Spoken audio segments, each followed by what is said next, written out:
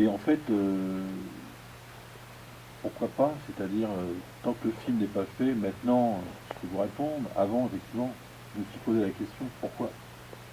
Et l'aventure m'intéressait, c'était justement tellement bizarre pour moi de travailler avec quelqu'un comme elle que j'ai l'esprit aventureux, donc ça m'intéressait aussi.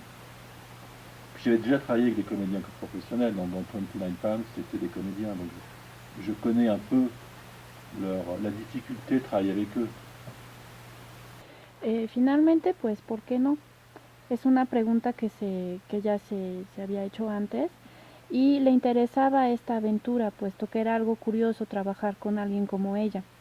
Él ya había trabajado con profesionales en 29 Palms y ya conoce las dificultades que eso implica.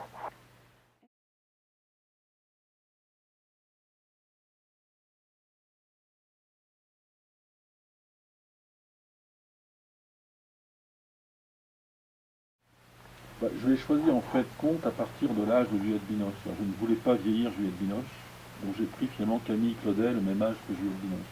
Et grosso modo, c'est 1915. Ça fait à peu près le même âge.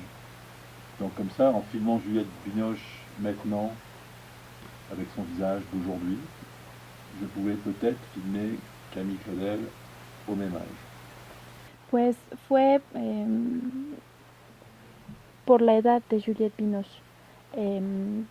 Trató de encontrar una edad en la que equivaldría a la de Camille Claudel y fue más o menos en la época de 1915. Entonces, lo que quería era filmar a Juliette Binoche con su rostro actual y en ese caso sería como filmar a Camille Claudel.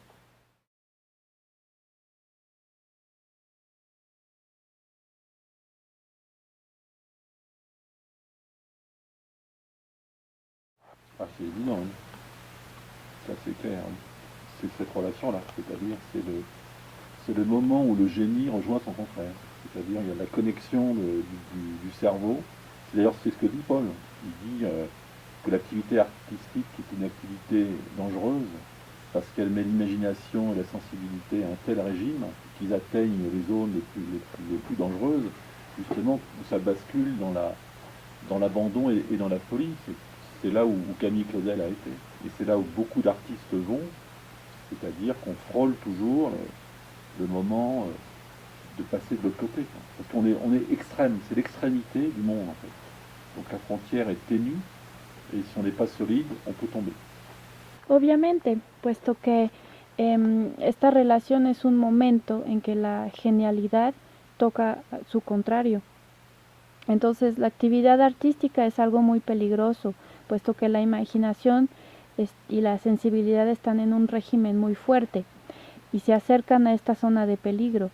Allí fue a donde fue Camille y a donde van muchos artistas. Esta frontera entre la locura y el genio es algo muy frágil y a veces pueden caer. Tous les artistes sont totalement cinglés, plus ou moins. Todos los artistas están totalmente locos, más o menos, Plus ou moins. pero más o menos.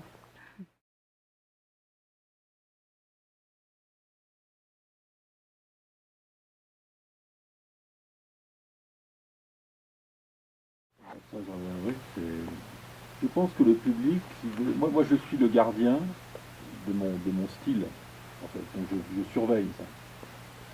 Je pense que le public, il a besoin, il sait reconnaître la sincérité en fait. Donc même si l'œuvre est austère et pas très grand public, le public reconnaît quand même la sincérité avec laquelle vous travaillez. Et si vous êtes sincère, même si c'est difficile, il vous sera gré de ça. Et donc je pense que c'est ce à quoi je pense toujours, je ne pense pas au public, mais je pense à la sincérité de mon travail, et je sais que le public me le reconnaîtra finalement. Et que c'est pas parce que vous êtes gentil avec le public, il ne faut pas être gentil avec le public, ni méchant d'ailleurs, hein, mais je pense qu'il ne faut pas s'en occuper, moi. Parce que si vous en occupez pas, c'est la meilleure considération du public. C'est exactement ce que l'industrie ne fait pas. C'est-à-dire que l'industrie essaie de plaire au public. Il ne faut pas plaire au public. Et ni déplaire non plus. Él se considera el guardián de su estilo. y también considera que el público necesita y reconoce una sinceridad. Entonces, aunque haya austeridad en la cinta, el público reconoce esta sinceridad y estará agradecido. Él realmente no piensa en el público, sino en la sinceridad de su trabajo. Finalmente no hay que ser ni gentil ni malo con el público, simplemente no concentrarse en él ni en gustarle.